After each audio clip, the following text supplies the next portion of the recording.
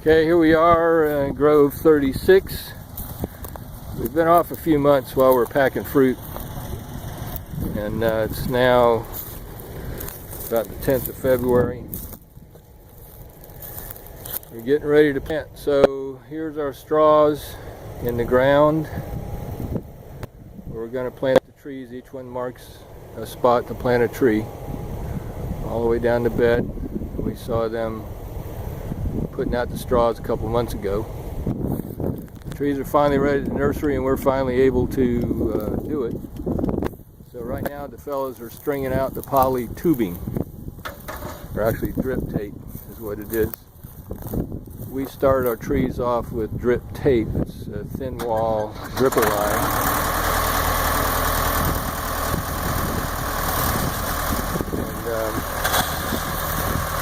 Comes in these 4,000 foot rolls.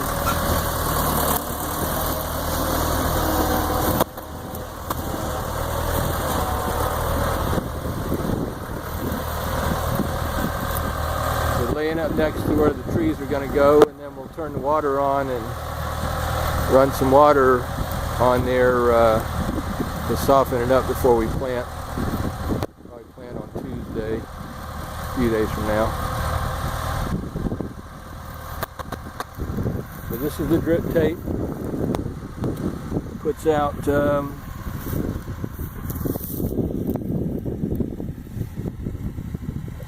about 1/4 of a gallon per hour per emitter, and the emitters are 1 foot apart.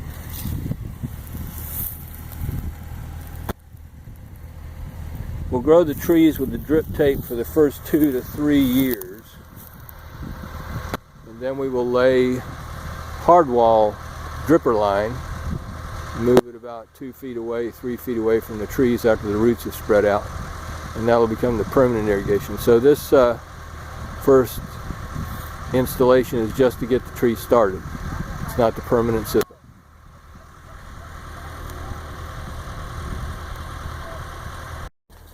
So here we are digging holes, and we dig them by hand. They'll dig them out now, and then when they get ready to plant the trees, they'll put some water in them and get them muddy, and that way we can mud in the trees. We dig them all by hand with shovels. It's, believe it or not, the fastest and cheapest way to do it. These fellows will be digging about 1,000, 1,200 holes a day, one at a time. So they go to where the straw is marked, the spot, and then they'll dig out a hole big enough to plant the tree on Tuesday.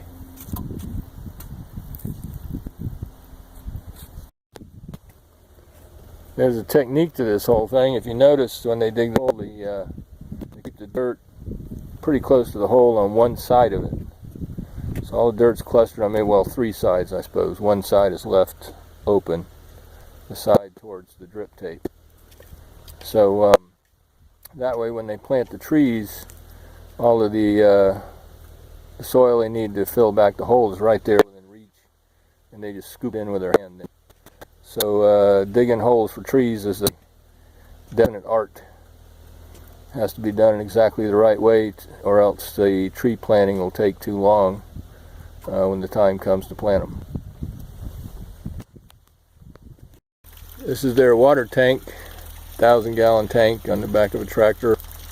It's got a little pipe sticks out on the side with a long rod the operator can use to operate the valve, and they have come along before they dig the holes, and in every straw they run a little water out here.